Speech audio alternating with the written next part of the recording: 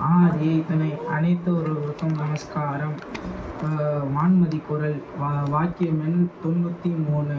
ஆண்டவர்களுக்கு இந்த காரியம் தெரியக்கூடாது என்று ஓர் செயலை நீ செய்ய நினைக்கும் போதே உன் நினைவு அழகியாய் விடுகிறது, படுபாதாளத்திற்கு உன்னை இழுத்துச் செல்லும் என்று நமது குலதெய்வம் பிரம்ம பிரகாசம் சாலையாண்டவர்கள் திருவாய் மலர்ந்து அருளினார்கள். ஜாதிகளின் கர்த்தாவே.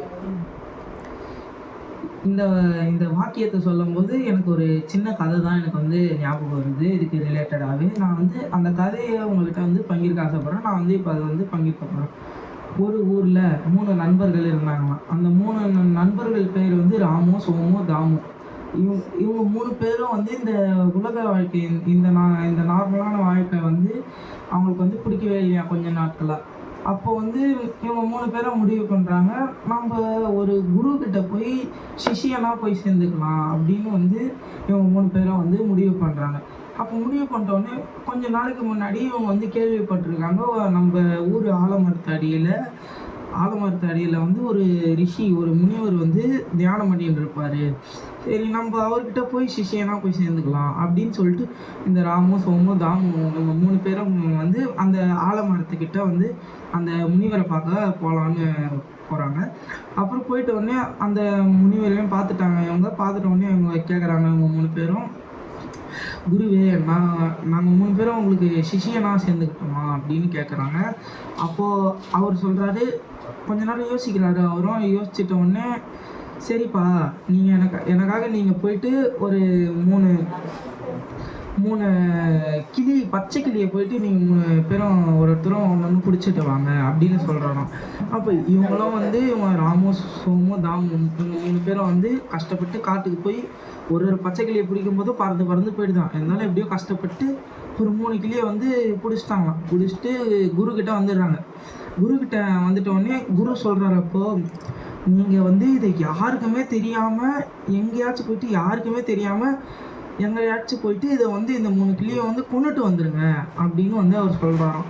இவங்களும் சரி, ஓகே, சரி அப்படின்னு சொல்லிட்டு அவங்க கொஞ்சம் தூரம் போயிட்டு, இன்னும் இவர் பிடிச்சிடுவாங்க, கஷ்டப்பட்டு பிடிச்சிடலாம், அந்த கிளியை போயிட்டு கொண்டுட்டு வர சொல்கிறாரு அப்படின்னு யோசிச்சுட்டு, சரி ஓகே, நம்ம ஒன்றா போவோம், நான் தனித்தனியாக போவோம் அப்படின்னு சொல்லிட்டு இந்த ராமு, சோமு, தாமு இவங்க 3 பேரும் தனித்தனியாக போயிடுறாங்க. தனித்தனியாக போயிட்ட உடனே ஃபஸ்ட்டு ராமு வராரு. ராமு குருக்கிட்ட சொல்கிறாரு, குருவே, உங்கள் சொல்படி கேட்டு, உங்கள் சொல் பேச்சை கேட்டு நான் போயிட்டு ஒரு காட்டில் போயிட்டு யாருன்னா பார்க்குறாங்களா சொல்லிட்டு யாருமே பார்க்கலன்னு தெரிஞ்சிட்ட உடனே நான் அந்த கிளியை கொண்டுட்டு வந்துட்டேன், உங்கள் சொல்படி கேட்டு, உங்கள் சொல் பேச்சை கேட்டு அப்படின்னு சொல்கிறாரு.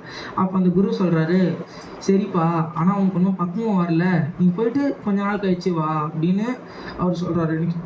சோமு வராரு. நெக்ஸ்ட்டு சோமு சொல்கிறாரு, குருவே, நான் நீங்கள் சொன்ன மாதிரி அந்த கிளியெல்லாம் கொல்லலை, நான் மலை வரலும் போனேன், மலை கீழே பார்த்தேன், மலை மேலேயும் போய் பார்த்தேன், ஆனால் அந்த கிளியை எனக்கு கொல்ல மனசே வரல, பாவமாக இருந்தது, அதனால் அந்த கிளியை நான் பறக்க விட்டுட்டேன் அப்படின்னு சொன்னாராம். அப்புறம் இந்த குரு சொன்னாராம், சரிப்பா, உனக்கு இறக்க குணம் ஜாஸ்தியாக இருக்குது, உனக்கு கொஞ்ச நாள் கழித்து ஒரு நல்ல குருவாக உனக்கு கிடைப்பாரு உனக்கு அப்படின்னு சொல்லிட்டாராம். நெக்ஸ்ட்டு தாமு வர்றாரு. தாமு கிளியோடவே வந்துடுறாரு. கிளியோட குருக்கிட்ட சொல்கிறாரு, குருவே, இந்த கிளியை நீங்கள் யாருக்குமே தெரியாமல் தான் கொள்ளணும்னு சொன்னீங்க. நான் காட்டுக்கு போனேன், நதிக்கரைக்கு போனேன், ஏரிக்கு போனேன், மலைக்கிட்ட போனேன், எங்கே போனாலும் எனக்குள்ளேயே கடவுள் இருக்காரு எனக்குள்ளேயே, நான் எப்படி அவருக்கே தெரியாமல் எப்படி நான் கொள்வது அப்படின்னு இவர் கேட்டாராம். குரு என்ன சொன்னார்? அப்போ குரு அப்புறம் சொன்னார், ஆமாப்பா, நீதான் இந்த உலக வாழ்க்கை எல்லாமே இந்த ஞான வாழ்க்கைக்கு ஏற்ற ஆள், அதனால நான் உன்னை சிஷியனாக ஏற்றுக்கிறேன் அப்படின்னு சொல்லிட்டாராம். இதில் ஏன் ராமு சோமு ஏற்றுக்காம தாமுவை மட்டும் ஏற்றுட்டாரு அவரு?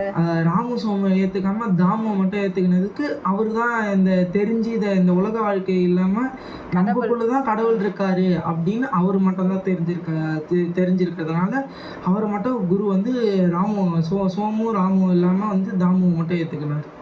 நாம் எப்படி இருக்கணும் இறைவன்கிட்ட? நம்ம இறைவன்கிட்ட வணக்கத்தை பண்ணி தவறாமல் வணக்கத்தை பண்ணணும், தெய்வத்தோட ஒட்டி இருக்கணும், மூல மந்திரத்தை நாவோடு ஒட்டி இருக்கணும், சொல்படி கேட்கணும். அப்படி இருந்தா அப்படி நம்மளுக்கு இருந்தால் நம்மளும் வந்து தெய்வத்தோட அன்பு கருணை தெய்வத்தோட அன்பு கருணை கிடைக்கும். அந்த அன்பு கருணையை வச்சு நம்ம சொர்க்கபதி வாழ்வு அடையலாம். நித்திய சொர்க்கபதி வாழ்வு நிலைத்து நிலைத்து நின்றவருக்கு நிச்சயம் வாய்க்கும் அந்த வரமான சொர்க்கபதி வாழ்வு.